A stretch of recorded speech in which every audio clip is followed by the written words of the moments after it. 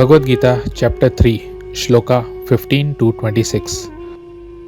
ओम अज्ञानतिमिरन्धस्य ज्ञानञ्जनशलाकया चक्षुरुन्मीलितं येन तस्मै श्री गुरुवे नमः। भगवान श्री कृष्ण श्लोक 15 में अर्जुन से कहते हैं, वेदों में कर्म कैसे करना है लिखा है और वेदों का ज्ञान मुझसे आता है। वेदों के निर्देश के बिना किया गया कोई भी कर्म विकर्म या अवैध अथवा पापपूर्ण कर्म कहलाता है। जिस प्रकार सामान्य जीवन में राज्य स्टेट के निर्देश के अनुसार कार्य करना होता है, उसी प्रकार भगवान के परम राज्य सुप्रीम स्टेट के निर्देशन में कार्य करना चाहिए। चारों वेद ऋग्वेद, यजुर्वेद, सामवेद तथा अथर्ववेद भगवान के श्वास से, ब्रीदिंग से आते हैं। भगवान प्रकृति को देखते हैं और उसे सारे जीवों से गर्भस्थ इम्प्रेग्नेंट कर देते हैं। फिर वे वेदों का ज्ञान देते हैं ताकि सारे जीव इस संसार को भोग करके अपनी विकृत परवर्टेड इच्छाओं को पूरा करके भगवान के धाम वापस लौट जाएं। फिर भगवान कहते हैं, हे प्रिय अर्जुन, जो मानव जीवन में इस प्रकार वेदों द्वारा स्थापित यज्ञ चक्र का पालन नहीं करता, वह निश्चय ही पापमय जीवन व्यतीत करता है। ऐसा व्यक्ति केवल इंद्रियों की तुष्टि के लिए व्यर्थ ही जीवित रहता है। संसार में बहुत लोग कहते हैं, कठोर परिश्रम करो और इंद्र तृप्ति का आनंद लो, लेकिन ऐसे विचार से भगवान सहमत नहीं है। इससे उच्च लोगों की प्राप्ति नहीं होती, किंतु जो व्यक्ति आत्मा में ही आनंद लेता है तथा जिसका जीवन आत्म साक्षात्कार का है और जो अपने में ही पूरा संतुष्ट रहता है, उसके लिए कोई कर्तव्य नहीं होता। अतः कर्म फल में आसक्त हुए बिना मनुष्य को अपना कर्तव्य समझकर हमेशा कर्म करते रहना चाहिए, क्योंकि अनासक्त होकर विदाउट अटैचमेंट कर्म करने से उसे भगवान की प्राप्ति होती है। जनक जैसे राजाओं ने केवल नियत कर्मों को करने से ही सिद्धि प्राप्त की। अतः सामान्य जनों को शिक्षित करने की दृष्टि से तुम्हें कर्म करना चाहिए। राजा जनक, जो सीता माता के पिता थे और मिथिला के राजा थे, स्वरूप सिद्ध व्यक्ति थे।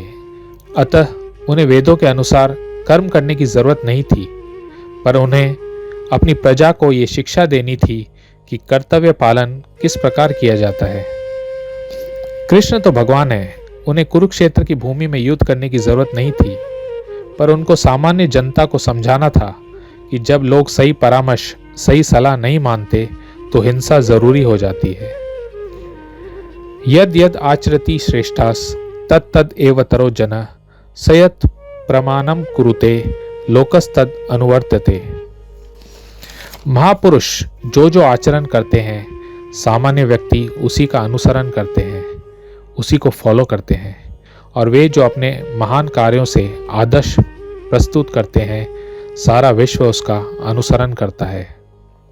सामान्य लोगों को हर समय एक ऐसे नेता की जरूरत होती है जो वास्तविक बर्ताव, प्रैक्टिकल बिहेवियर द्वारा जनता को शिक्षा दे सके।